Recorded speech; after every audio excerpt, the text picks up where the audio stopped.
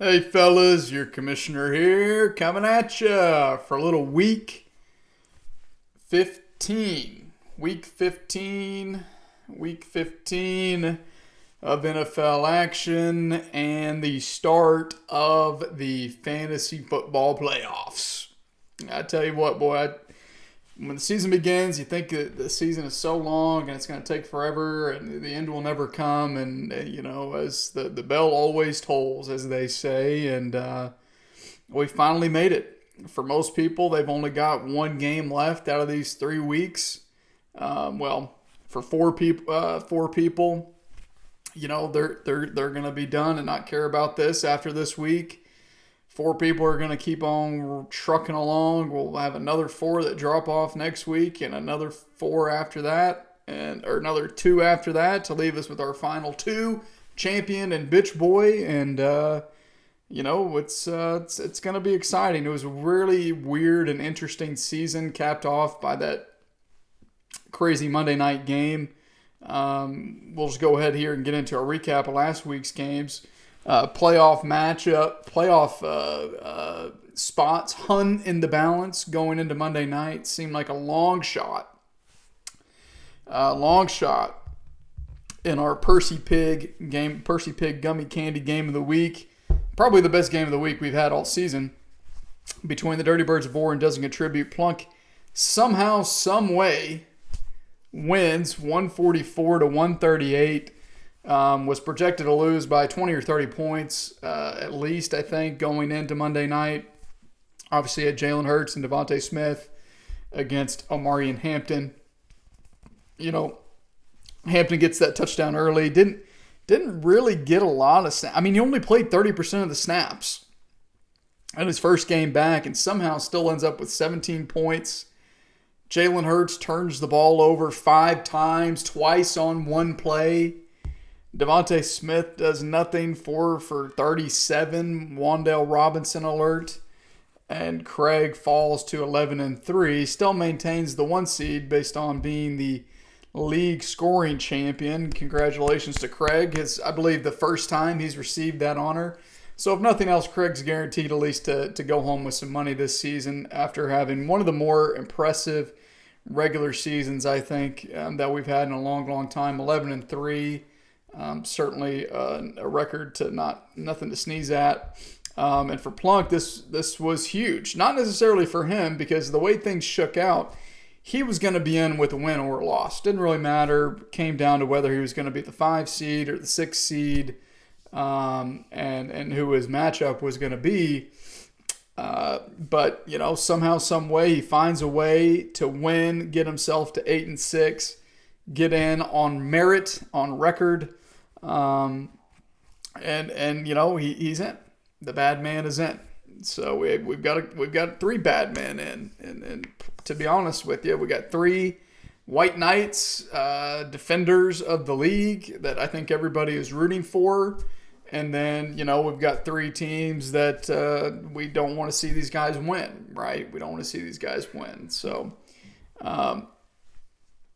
hey, what are y'all doing? I'll be fighting. Brings us to our next matchup here. Oh, man.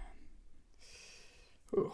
I know Hawk's not even going to watch this video, but somebody needs to clip whenever I get to his team and send it to him. Okay? Maybe. It might not be good. I don't know. I feel like I haven't really gone on many rants this season. Honestly, all the State of the Unions have been pretty long this year. I mean, all of like 50 minutes. I feel like it's just been a lot more analysis, a lot more kind of detailed in the weeds this season. Not a lot of rants, not a lot of passion. When my team's doing well, happy commish, it's easier for me to overlook some of these dog shit teams and dog shit performances, although we'll get to another one of them too.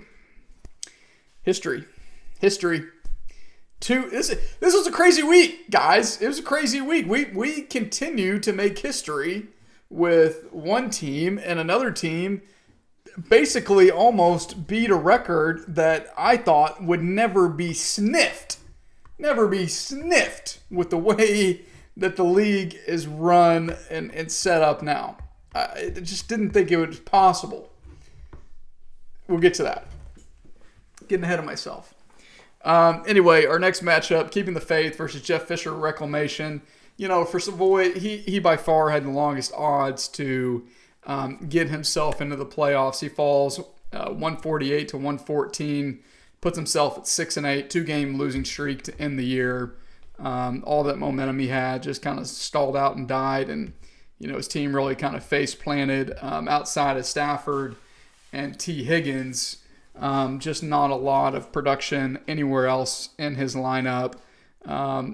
T. Higgins honestly is lucky to get as many points as he got because he was surely concussed again after just getting a concussion a couple weeks ago.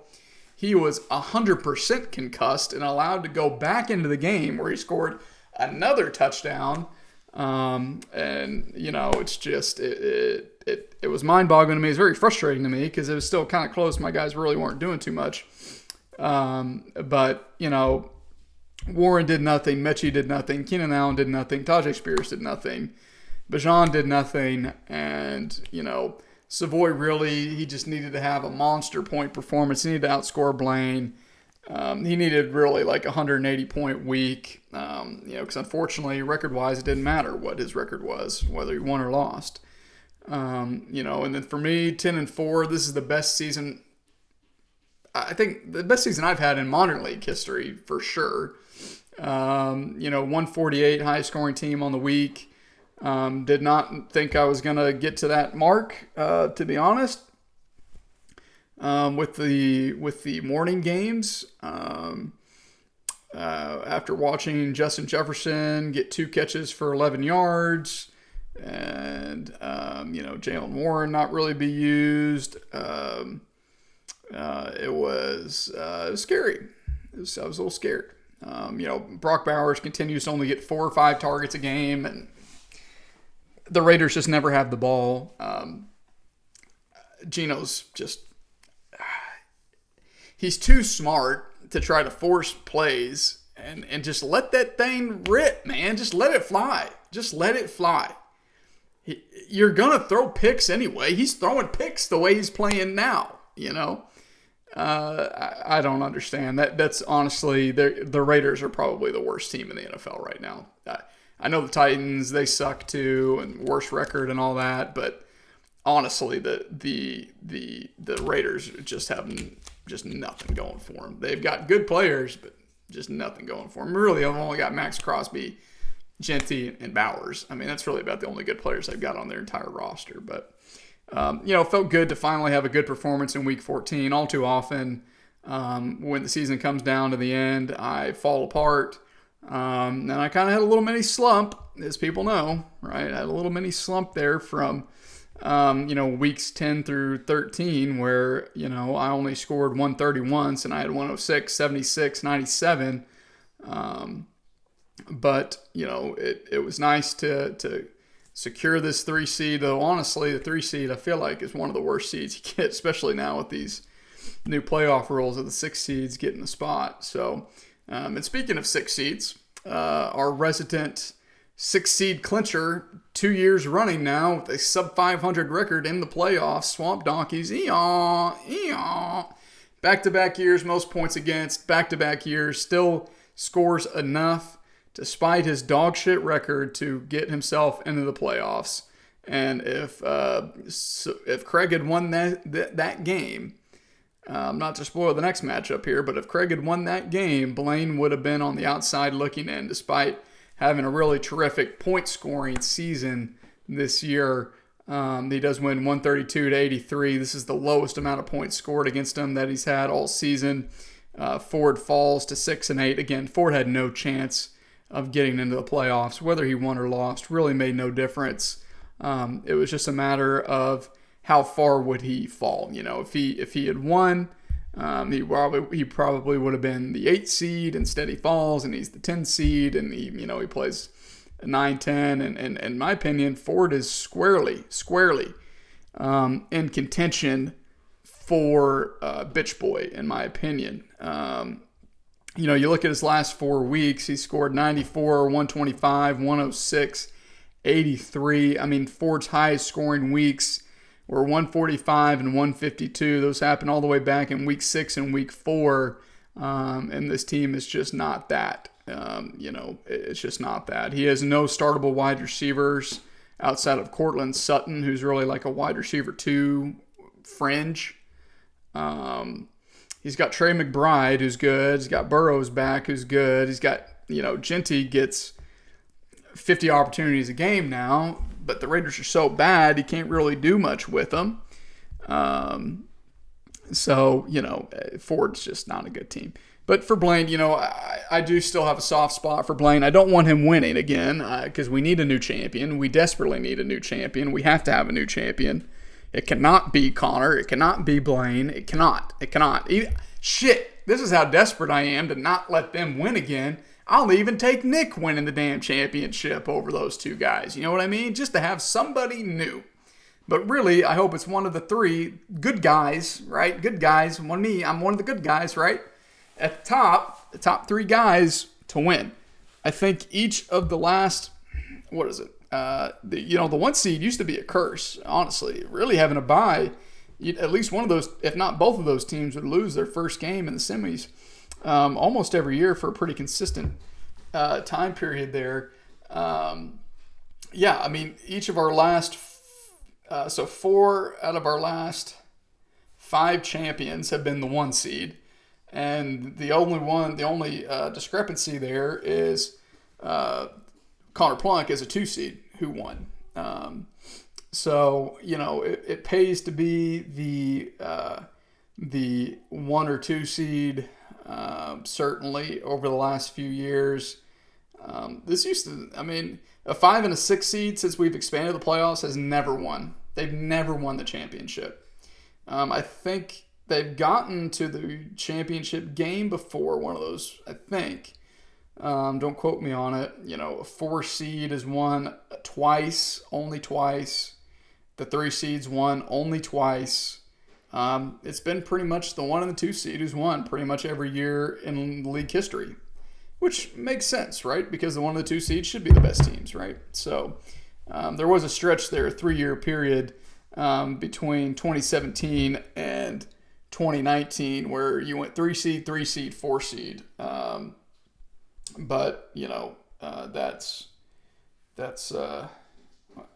on, delete. Yeah, I don't know what happened there. So yeah, good for Blaine. Credit to him. 132, fine week. Blaine's really just kind of, he's been kind of pumping out just mid. He had 117, 133, 119, 132. Really, he's kind of pinballing around here, starting from week 8, really 160, 116, 148, 117, 133, 119, 132. What's going to be this week? 120? I'm hoping. We'll get to that. And then let's see what else. Another one, Leadville, Deadville versus Flo's Fury. Rip wins 144 to 102. Rip did his job. Rip did not control his destiny, though, unfortunately. Rip had to win to have a chance of getting in. If he lost, he was 100% out. He needed to win, and he needed Plunk to lose to be in. That's basically the only thing he needed to have happen. Didn't happen. Plunk won, he won, so he's out. For Wilson, hey, over 100 points back-to-back weeks. But he's now on a 13-game losing streak. 13 games. 13. 1, 3. He won week 1. Highest scoring team in week 1. Look legit. 153. He's followed that up. 101, 91, 52, 97, 76, 90. Got close. Man, he got close. And it would have been something for it to be against me, too. Man, he was close in week 11 to busting the streak, at least to get a tie, if not a win. Keeping the faith, Monday Night Miracle, couldn't let it happen. Couldn't let it happen. We won. His streak continued. 13 in a row. Never been done. Never been done. Might not win a game again. Ever. Ever. He might not. The longest losing streak we had prior to this was 11 straight losses to start the season. Forrest started the season 0-11. We've never had a team go 1-13, to my knowledge. Definitely not in the modern era. The amount, or the lack of luck, that you have to go 1-13 is astounding. Now, don't get me wrong. Wilson's got a dog shit team. He's got a team that's full of underperformers. Got good names throughout the year. Underperformed. Got hurt, underperformed, you name it. Combination of the both. To not luck into at least a win or two, it's really unbelievable. It's really unbelievable. And the fact that he really only got close to a win once. I mean, he lost by 10 points to a couple guys in the middle of the year where he scored 127 and 129 and still lost those games. Easily could have been wins. You score 130, you got a good chance of winning. Greater than 50% chance, I think, of beating any given opponent on any given week. He lost both of those games. He is the 2025 horse ass, Mr. Dylan Wilson. But hey, he knows that this game doesn't dictate your worth, doesn't dictate your value in life. It's just a game. It's a silly little game. It's fantasy. It's fake. It's not real. He's got plenty of real things to be grateful for and thankful for. But Lord knows we're going to let him know how dog shit he is at this game and this season. And I hope you guys are doing the Lord's work up there for me in NWA, those that see him on a regular routine basis. So, shout out to Wilson. You know, Rip, somehow, some way, goes 8-6, doesn't make it in. Again, he started 5-0. His team really fell apart down the stretch. He won a couple games to give himself a chance at the end. You know, he was playing the carcass of Wilson's team and the Swamp Donkeys, who everybody just abuses for a lot of points. Wasn't enough. My opinion, like I said, no hard feelings there. Happy to see him out of the playoffs. I don't think you should go from horse ass to back in the playoffs, especially, you know, anyway. Next, a game that was fairly inconsequential, the McCockners versus Major Comeback season. You know, Nick had a chance at the 3 seed. He would need to win. I would need to lose. Again, didn't control his destiny. He did not win. He lost 127 to 101. I believe the worst performance that Nick has had this season, correct me, I'm wrong, 87.1 points in week 1. Worst performance. This is the first time he's been below 125 since week 4, or week 3 rather. He was at 114 in week 3. And those points have just been steadily going down since week 10. 166, 158, 148, 126, 101. The touchdowns regression comes for everybody. It was unsustainable how many touchdowns this guy was scoring earlier in the middle of the season. JT was getting 3 touchdowns every other game. Devontae was getting 3 touchdowns every other game. You can't keep that up. You can't. You can't do it. I won't allow it. It can't happen. It breaks the laws of nature for somebody to get that many touchdowns.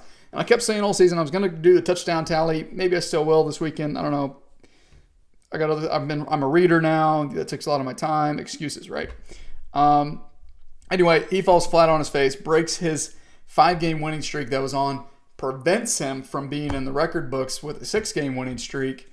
Also, Plunk ended Craig's 9-game winning streak he was on, right? Go back. 1, 2, 3, 4, 5, 6, 7, 8, 9. 9-game winning streak he's on. Craig's still in the record book. Still one of the more impressive winning streaks we've had in recent memory. but he's not gonna run the table as several champions have before him. So anyway, JD, the game didn't matter to him. He was just there to play spoiler. He does win 2 in a row to end his season, gets to 6-8. In my mind, like I said, I've been saying this all year. JD's one of the big teams that got screwed by injuries this year. A lot of injuries this year. Messed up a lot of teams. Some owners were confident enough to be able to withstand those injuries. Others were not. See Wilson. See Hunter Hawkins. See JD Babcock. But, thank you, JD, for putting a damper on Nick, making it easy to clinch that 3 seed. Didn't matter what my game was. So, Nick's still in a decent position in the playoffs, but he's got questionable guys. He's already got Jake London ruled out. His bench really doesn't have anybody that he can rely on down there. It's going to be his guys. Like I said, I think his team's kind of lost some of that shine. Kind of shows why he's 8-6, right? There's a reason he's 8-6, despite being the second highest point scorer on the season. So I believe he had middle of the pack points against, but second most points for. So next here, our final matchup of the week. The moment you've all been waiting for. Drum roll, please. Our dog shit. Throw up all over themselves. Piss their pants. Fall down. Drunk. Destroy themselves. An embarrassment of a... Well, I don't want to get that... I almost said some things that probably would have made Wilson upset in regards to fatherhood, so I'm not going to say that, okay? Growth, right? Terrible example as to what it means to be successful at Fantasy Team of the Week. Died on Burrow time. Dead. Hunter Hawkins. Dead! Boom! You're dead. 32.2 points, Hunter! 32.2! How do you score 32.2 points in this day and age with our scoring system? I believe the closest anybody's got is maybe we have somebody in the high 40s. Maybe.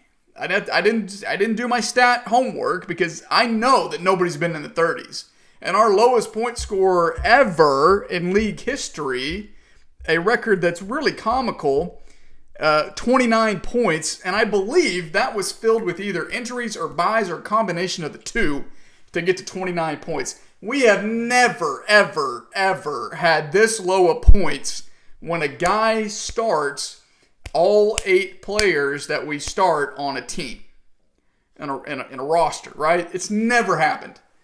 50 is bad. 50 is really bad. We have some people that score 50 at least once a year, maybe. Wilson usually. Maybe we get 1 or 2 40-point games every 4 or 5 years. To score 32.2 points, it's an affront to justice. It's abysmal. And honestly, he falls to 3-11, not even close to getting horse ass, 2 games clear. To me, I think you either need to take horse ass or outright, and you need to just take bitch boy. You need to just say, you know what, guys, this is so bad that I'm just going to take bitch boy. The rest of the bracket doesn't matter. Now, granted, it's a little lame. Take some of the stakes out of things. Maybe you just be co-bitch boy. I don't know. At the minimum, even if you don't win it outright, you gotta give the league something. Whenever you put up a performance like this, you gotta get. And it's been radio silent from Hunter. I haven't heard a peep from him since this weekend. Before the weekend, not one. He's done. I think he's done. This killed him. He's dead. He's dead. He's died. He died. Hawk is dead. Negative 1.7 points from Tyrod Taylor. The Ty God, hey, come save the day. Tyrod Taylor goes 1 of 4 for 6 yards and a pick. Pulls his groins, done. Out for the game.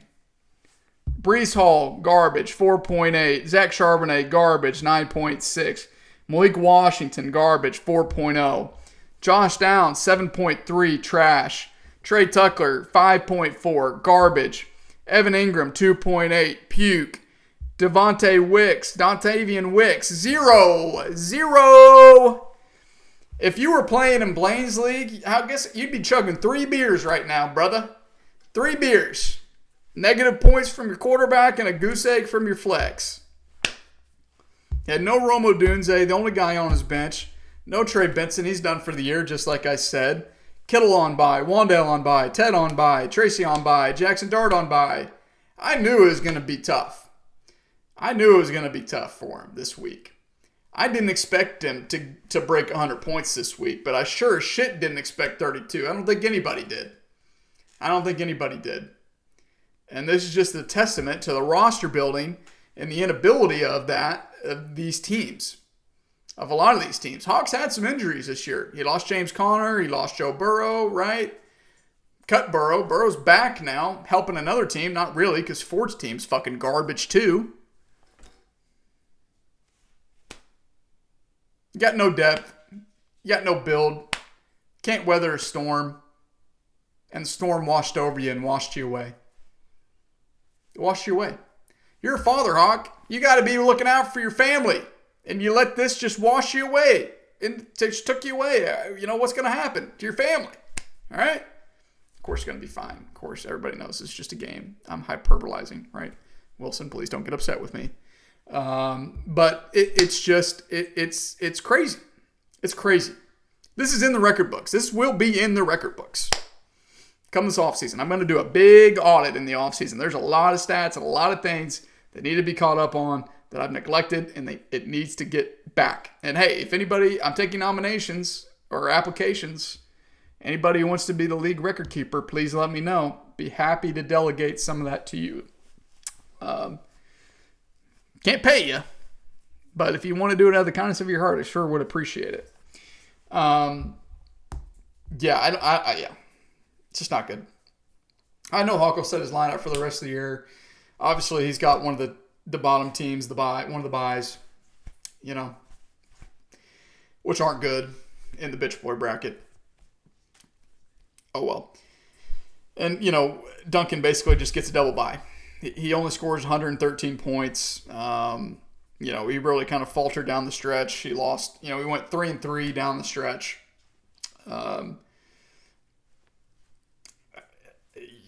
He played Plunk, who only scored 112. Hawk only scored 32.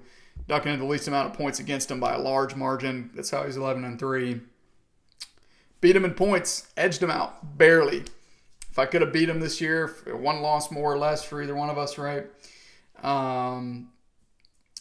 That game would have swung on Saquon on Monday night to get me into the 2 seed.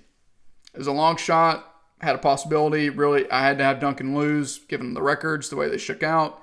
I knew that wasn't going to happen, so it was basically a statistical improbability. But, honestly, after some time to reflect, I really think it's fitting the 2 teams that got the top 2 seeds, right? Duncan, the best team the first half of the season, I think pretty undisputed, right? Started the season on a 8-game winning streak, right? Started the season 8-0. And then you had Craig, who in my opinion was the best team. The second half of the year, a little bit more than that, had a 9-game winning streak, right? Both of these guys had really long winning streaks. Just doesn't happen every day, every season, right? And so, Duncan wins 2 games at the end of the year, gets himself that bye, and I think it's really appropriate and fitting that these are the 2 teams that ended up with it. So I think it makes sense and something I'm comfortable with. Not that you guys care, but it's, try to say something nice. So, all right. Only 2 claims this week. We had Tyler Shaw get picked up for 26. Still don't know how to pronounce his last name. Jalen Wright gets picked up for 5. Achan's playing. Achan's fine. I think Nick probably thought guys would be in on him, but that just doesn't seem to be the case. So let's go ahead here, get into a preview of this week's matchups. We'll give a full in-depth breakdown of every game this week, but there will only be one game of the week, of course, as there can only be one, right? So, excuse me, not the sponsor, previous sponsor, Pure Life Water, good stuff. Let's go ahead here, start with the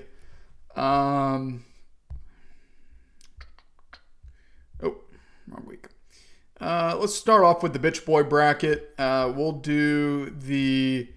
Let's see here. Let's get to that bracket. Yeah, there we go. Yeah, nice. There we go.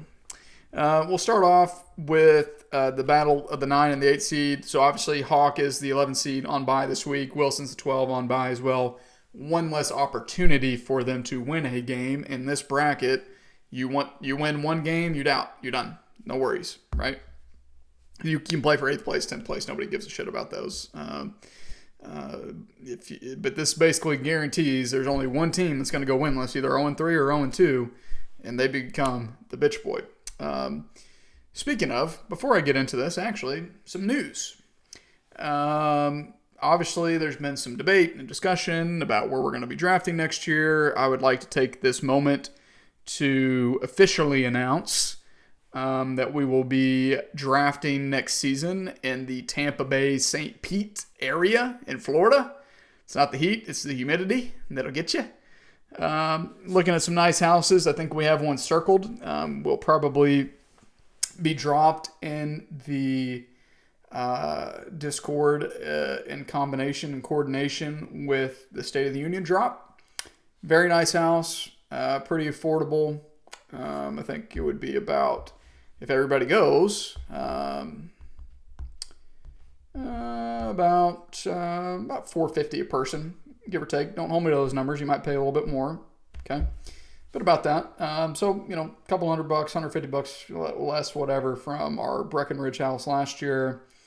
Seems like there's some good flights to Tampa area, St. Pete area, you name it. So, yeah, really nice house. You guys like it. We'll get it booked here within the next day or two so we don't lose it. But it will be posted. Speak then or forever hold your peace. Okay. August 27th through the 30th. 4 days. 3 nights. 27th Thursday through the 30th Sunday. Okay. All right. Matchups. 8-9 matchup. McCockners versus Jeff Fisher Reclamation. Savoy's projected to win 154 to 149. This is a game where I would take the under in JD's game. I would take Jeff Fisher's under, and I would take the total under. And I think that's 30 free fab in your pocket. Not that it really matters at this point in the season, to be honest. I don't think anybody really, whatever. It's just for pride at this point. That's why I keep doing it. Battle of the quarterback, you got Patrick Mahomes versus Matthew Stafford. Revenge game against Detroit at home. Patty's just really struggling, isn't he? It's really tough to watch. He kind of looked like he'd got it going again. Played a tough defense. Most of the tough defenses he's played this year, he's not done super well. He did drop 33 points week 1 against the Chargers in LA. But the way Stafford's playing, tough to go against him. We'll go with Stafford in that one. Battle of the running backs. You got Etienne and Dowdle versus Bijan and TreVeyon Henderson. Back off the bye. Etienne has had a really solid season. Kind of quietly. He's RB10 on the season. I think he'll have a good game. I think... Dowdle, Chuba's starting to eat into his workload. He's really not had an explosion game since week 9, but still been solid high-end RB2 production for Dowdle. I got to think that Bijan's got to get back on track, right? He's got to. And Henderson is TreVeyon has been playing pretty well too. I think this one's tight. I'll probably push this one just because Bijan has struggled a little bit. Tampa does have a better run defense, I think, than the metrics show. We'll push that one. Battle of the wide receivers. Whoa. Oh, you're on camera. No, I don't think so. Okay. Yeah. Yeah, I guess. Yeah, that's fine. So no, I didn't get on camera. No, you didn't, but you got close. Yeah, so just be careful. Yeah. So be careful what? Well, you don't want to. I have a shirt on. Well, I know, but oh, okay. Yeah, okay, all right. So here, you take those and go put those on or something. All right. Sorry, Loki. Yeah. Yeah. Okay. Okay. My wife. All right. Yeah. Market Yeah. update. Okay. All right. Problem solved. Leave that to your imagination. Battle of the wide receivers. You got CeeDee Lamb, Nico Collins, Chris Olave versus St. Brown, Keenan Allen, and T. Higgins. Maybe. I mean, he's back in concussion protocol. He's practicing. I don't understand. I don't understand the NFL's concussion protocol. I really don't. I don't understand how he's playing. Regardless, it's got to be JD in that one. Battle of the tight end. You got Dallas Goedert versus Tyler Warren. I guess I'll go Warren maybe. Who knows who's going to be the quarterback for the Colts. And then battle of the flex. You got Alec Pierce versus Mechie. And I can see why these teams are where they're at in the bitch boy bracket. Push. I don't know. Garbage. Overall, I think JD's really going to have to win big at the wide receiver to have a chance. If T doesn't play, I think JD wins this one pretty easily because Savoy just doesn't even have any options. He's not even picking guys up. He's got plenty of fab. He's got 2 empty bench slots. We'll go with Savoy, I guess. I don't know, just because I like Savoy. So, what do you think? Savoy or JD? Savoy. All right. Sorry, JD. Erica says Savoy. Sorry, JD. Birdie. Red stinks. Yeah, it does. Next, we have the team that was booted from the playoffs, as I was last year. That would have been the 6th seed under normal circumstances. Leadville Deadville versus the Truck Nuts. They are projected to win. Rip is 141-114. Battle of the quarterback. You got Josh Allen versus Joe Burrow. We'll go with old Joshy there. Running back, you got Chuba Hubbard, Javonte Williams versus Genty and Mason. Again, we'll go with Rip. Wide receiver, you got A.J. Brown, DK Metcalf, Quentin Johnston versus Sutton, Booty, and Parker. Rip. Tight ends, you got Kincaid versus McBride. We'll give that one to McBride.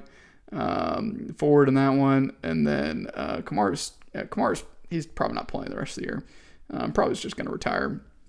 You got Debo versus Kamara's projected 0 points, which means he's going to throw in the likes of DJ Moore, Ricky Pearsall, who doesn't score points anymore. So we'll go with Rip in that one.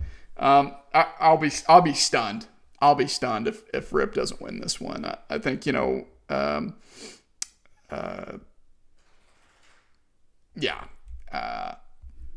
Rip's gonna win. Ford's gonna keep playing on. So like I said, could end up with Bitch Boy very well. So all right, then that brings us to our main attraction, which you're all waiting for. What could have been? Who do you think is gonna Rip or Ford? Rip. Okay. He's been having a good season this year. Yeah, he started off good. Yeah. All right. Playoffs. Talk about playoffs. I didn't want to put myself in the game of the week. Didn't want to put Blaine in the game of the week, but it's got to happen. So our first matchup here, first quarterfinal matchup, major comeback season versus the Dirty Birds at war. And boy, am I glad that these two teams are playing each other because it guarantees that at least one of them is going to be out, right? And that's at least 1/3 of the bad man trio, the bad Three Musketeers, the evil version, that doesn't have a chance to win the whole thing. And potentially, we got the potential to get 2 of them out. And we got the potential to get 2 of the worst ones out, right? The 2 guys who have been running this league for the last 7 years. 6 years, however long it's been. 7, right? 6, 7, right? Battle of the quarterback. You got Dak Prescott versus Bo Nix. Sunday night, Dak. Love that. I think Bo's going to struggle against Green Bay. Personally, Green Bay's got a very solid defense. We'll go with Dak in that one. Nick is projected to lose 144-155. I think this one, again, it's going to be an ugly one. I think it's going to be an ugly week. It's going to be an ugly week for a lot of teams. I think if you score 150 this week, you had a pretty damn good week. So, battle of the running backs, you got JT and Woody Marks versus Jahmyr Gibbs and Devon Achane. Listen, no disrespect to Woody Marks. and JT. Everybody knows I love JT. I got his jersey hanging up in my closet. It's Gibbs and it's Achane, and it's not probably going to be close. So Achane on Monday night is probably just going to be biting into that lead if Nick even has one at that point. And the guy is just, unless he gets hurt, he's just got a ridiculous floor. Battle of the wide receivers. You got A.D. Mitchell. This is a playoff team, guys. This is the second highest scoring team in the league, guys. Starting A.D. Mitchell. What? Can you let him out? Thank you. A.D. Mitchell, Devontae Adams, and George Pickens versus Jalen Waddle, Diggs, and Jennings. Wide receiver is not the strength of these teams. Okay, suffice to say. Now, I take that back, right? Nick had a very good wide receiver year, right? Drake London, Devontae, George Pickens, they've been great. They've been great this year. Drake's already been ruled out tomorrow night. He's done. Can't play him. Nick has no other wide receivers on his roster, so these are the guys. And there's no really any better options on the waiver wire. I'm probably going to drop somebody, and he'll probably pick him up. Maybe, we'll see. This one's going to be a little tricky for me, but I think I'll have to give the edge to Pickens and Devontae. So we'll go with Nick in that one. Battle of the tight ends. You got Isaiah Likely. Not starting Colson Loveland. Interesting. Versus Kyle Pitts, who's been on, a good little heater after having some dud games. Plunk's got him, and he's brought him back to life. 17 and 16 his last two games. He's a little dinged up, but, he is going to be the only guy catching passes on Thursday night for the Falcons. And likely, he had a touchdown. That wasn't a touchdown, should have been, but he's had a couple good weeks, 13 points each of his last 2 weeks. Got a good playoff matchup. I'll push this one. We'll push it. They're both about the same caliber player. And then battle of the flex, you got Amarian Hampton versus Kareem Hunt. Gotta go with Omarion in that one. Surely his snap count's going to tick closer to at least 50, 60%, you got to think. Kareem's been fine. High-end, low-end RB2. So we'll go with Plunk in that one. Ultimately, Nick's really got to win big at the quarterback position. He's got to win big at the wide receiver position. And he's got to try to keep it close with the running backs to have a chance. I don't think it's going to happen. I think Plunk's going to get it. His chance of going and repeating are going to live on. What do you think? Mm-hmm. You think Plunk's going to beat Nick? Yeah. Okay, you heard it. No disagreements so far. How about that? We're in lockstep. Which sucks. I'm rooting for you, Nick. I don't root for you often. I'm rooting for you here, but I do think the Plunk's going to win this one. All right, and then that brings us to our game of the week. 3 seed versus the 6 seed, who's really probably good enough to be the 4 seed, right? Our bison and pork stick icon meats game of the week. This is the honey barbecue flavor, which, I didn't even realize that until just today. I thought it was just a regular bison and pork stick. It's got 12 grams of proteins, 80 calories, no added gluten, MSG, hormones, nitrates or nitrites. It's rancher owned, raised with pride, and crafted with passion. Made in the U.S. of A. How about that? You don't see that very often in today's day and age.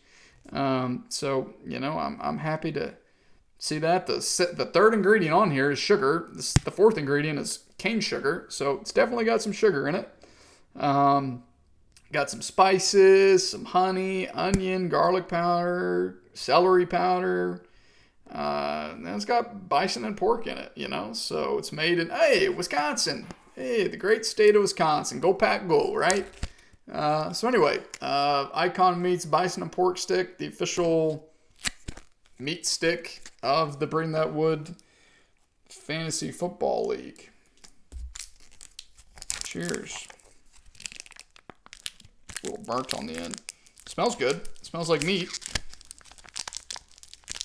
Get a good little bite there. It's about right size, right? Get it? All right, cheers. Looks like no mold on this meat stick. I don't think. So, all right, cheers.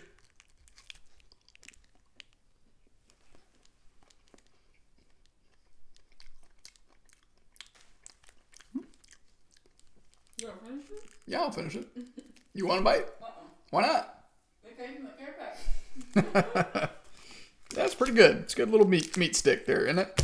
Look at that. Who would have thought, right? Who would have thought 4 or 5 years ago that I'd be eating stuff like this? You know what I mean? Not me. Shows what the power of a woman, right? You try new things. It's really not that scary. Most things really aren't that bad, right? So, keeping the faith versus the Swamp Donkeys. Blaine is projected to win 161.87 to 160.42. Interestingly enough, I've been averaging 131 on the season. Blaine's at 129.97, basically dead even. But yet our records are 4 games different. Just shows the fickleness of fantasy. I was kind of scared about playing Plunk, and I came to terms with it. Then now it's Blaine, and now I'm scared of playing Blaine.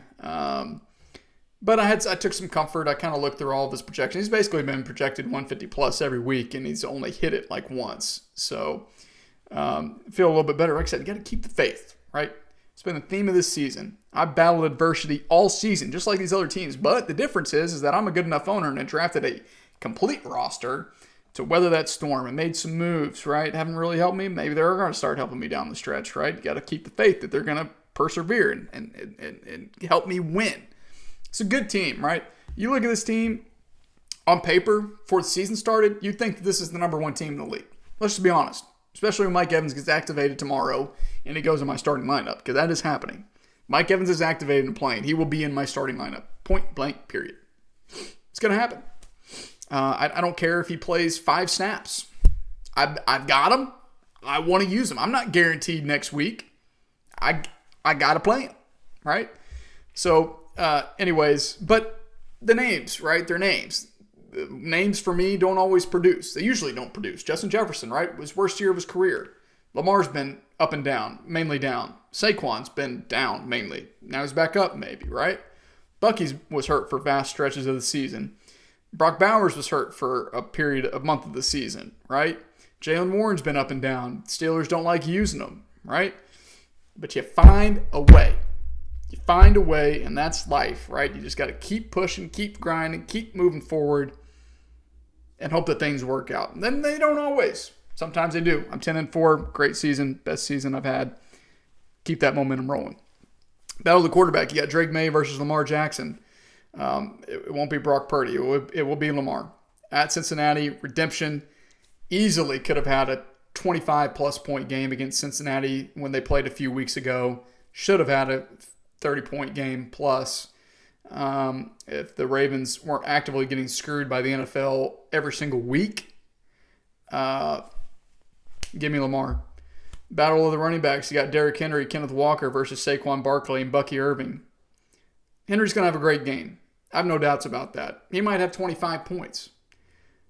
Don't really trust Kenny. Saquon's back. Bucky's back. Give him to me. Battle of the wide receivers. You got Puka Wardaddy, Emeka Ibuka, Zay Flowers versus Rashee Rice, Justin Jefferson, and right now Michael Wilson. But it's going to be a different Michael. It's going to be Big Mike Evans in there, right? Michael Wilson might still start. We'll see about Marvin Harrison. I almost forgot his last name. He's become so irrelevant because Michael Wilson is the guy. He is the alpha. He is the omega. He is the wide receiver 1 for the Cardinals and maybe for the NFL, to be honest. I think this one's going to be tight.